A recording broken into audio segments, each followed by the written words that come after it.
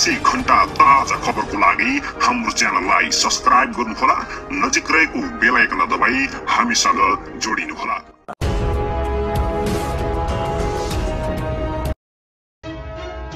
प्रधानमन्त्री शेरबहादुर देउवाले मन्त्रीदेखि सचिवलाई दिए यस्तो निर्देशन, देशैभरि छायो खुसियाली।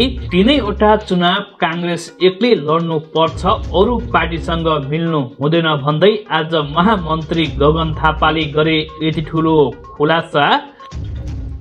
ललिता निवास जग्गा हिनामिना प्रकरणमा पूर्व गृह सचिव सहित 400 विरुद्ध पक्राउ पूर्जी जारी। को हुँदैछन् पक्राउ, पूरा जानकारी भिडियोमा।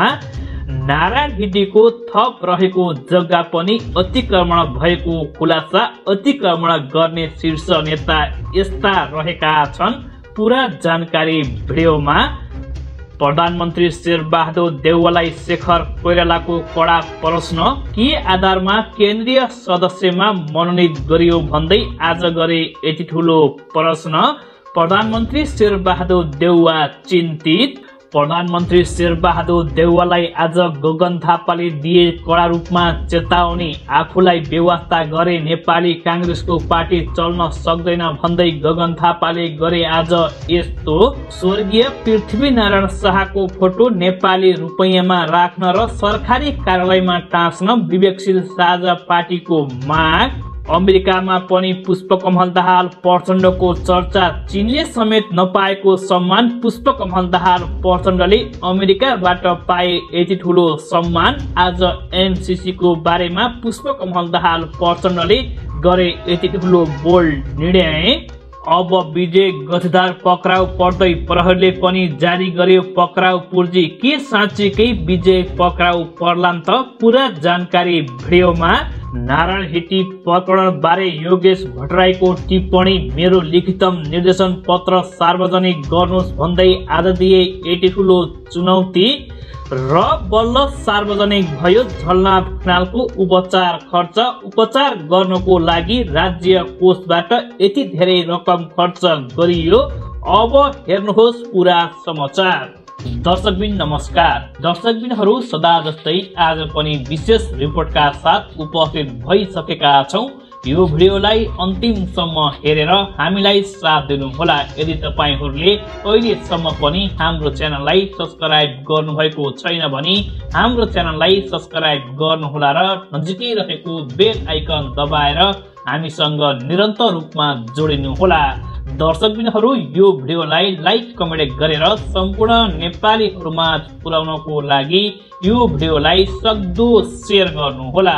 दर्शकबिनहरू, पछिल्लो समय ललिता निवास जग्गा हिनामिना प्रकरणको बारेमा निकै नै टीका टिप्पणी भएको छ भने ललिता निवास जग्गा हिनामिना प्रकरणको लागि पूर्व गृह सचिव सहित 400 जना विरुद्ध पक्राउ पूर्जी जारी भएको छ। ललिता निवास जग्गा हिनामिना गर्नेमा यी शीर्ष नेताको ठूलो हात रहेको पनि खुलासा भएको छ। बालुवाटार स्थित ललिता निवास क्याम्पको सरकारी जग्गा हिनामिना प्रकरणमा जिल्ला अदालतले काठमाडौँबाट 400 भन्दा धेरै प्रतिनिधि विरुद्ध पक्राउ पूर्जी जारी गरेको छ। उनीहरूलाई नेपाल प्रहरीले पक्राउ गर्ने भन्ने विषयमा भने चासो देखाएको छैन। उक्त जग्गा हिनामिना गर्नेमा यी शीर्ष नेताहरूको निकै नै ठूलो हात रहेको पनि खुलासा भएको छ। प्रहरीको केन्द्रीय अनुसन्धान ब्युरो सीआईबीले अनुसन्धान अन्तिम चरणमा पुर्याएको र प्रकरणमा धेरैलाई फरार प्रतिवादी बनाएको प्रहरीले मुद्दा चलाउने तयारी गरेको छ। दर्शकबिनहरू, तीनैवटा चुनावमा नेपाली कांग्रेस एक्लै लड्नुपर्छ भन्दै आज महामन्त्री गगन थापाले यस्तो चेतावनी दिएका छन्। नेपाली कांग्रेसका महामन्त्री गगन थापाले वर्तमान सत्ता गठबन्धन आगामी चुनाव सम्मै हुने, तर चुनावमा भने नेपाली कांग्रेस एक्लैले प्रतिस्पर्धा गर्ने उनले बताएका छन्।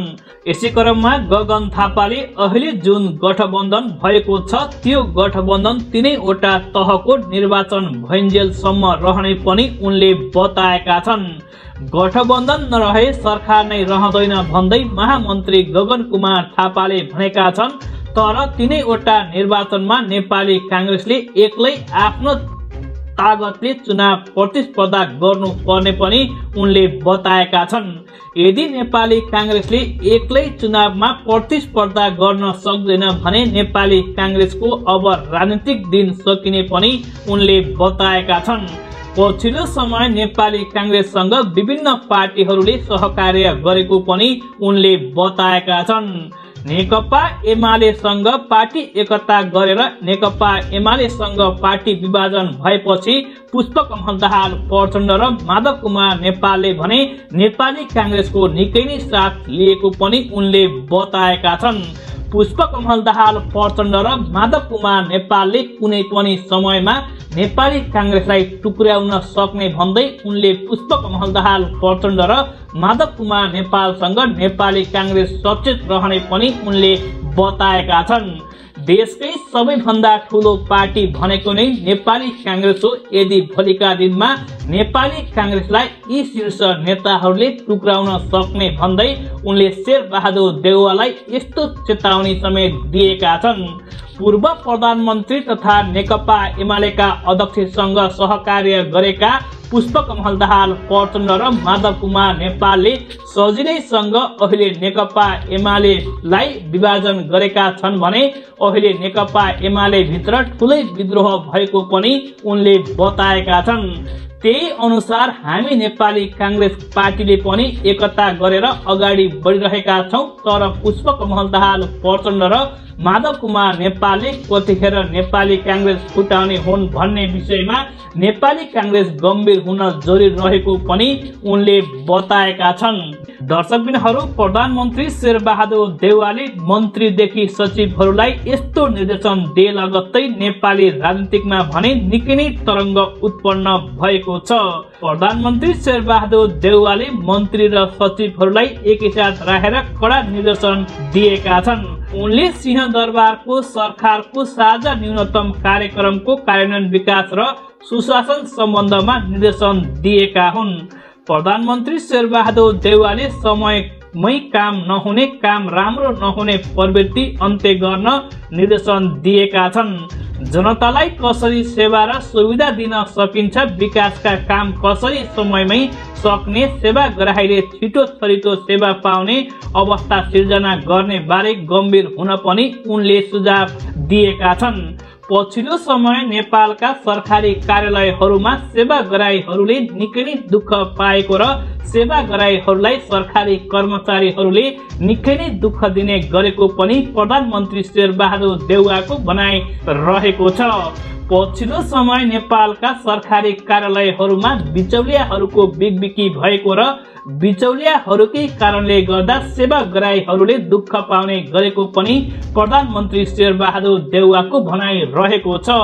अब कुनै पनि नेपालका सरकारी कार्यालयहरूमा बिचौलियाबाट सेवाग्राहीहरूले दुःख पाएको खण्डमा त्यस्ता सेवाग्राही दिने सरकारी कर्मचारीहरूलाई कडा भन्दा कडा रूपमा कारबाही गर्नुपर्छ भन्दै प्रधानमन्त्री शेरबहादुर देउवाले यस्तो निर्णय समेत गरेका छन्।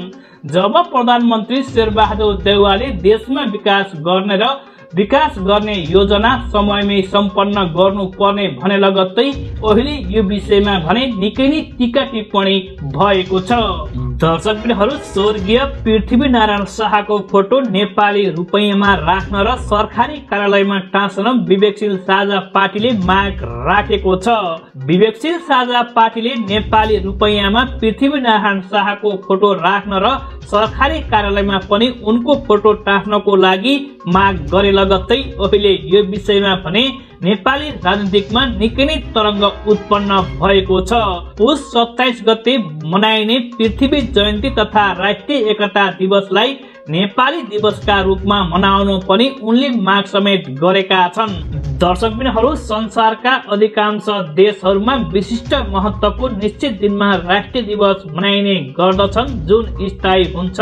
नेपालको हकमा निश्चित राष्ट्रिय दिवस नै छैन। पृथ्वी जयन्ती तथा राष्ट्रिय एकता दिवस नै नेपालको दिवसका लागि सबैभन्दा उपयुक्त दिन हुन सक्छ भन्ने हाम्रो धारणा रहेको भन्दै विवेकशील साझाका प्रवक्ता शरद राज पाठकले जारी गरेको विज्ञप्तिमा बताइएको छ।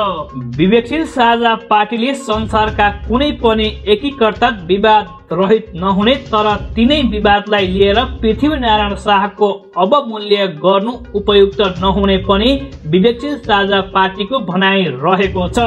विवेकशील साझा पार्टीले पृथ्वीनारायण शाहको दूरदर्शिता र दिव्य उपदेश शान्त स्वाभिमानपूर्ण सर्व सत्ता सम्पन्न र समृद्धि नेपाल निर्माणको लागि आज पनि उत्तिकै सान्दर्भिक रहेको पनि विकृतिमा उल्लेख गरिएको छ।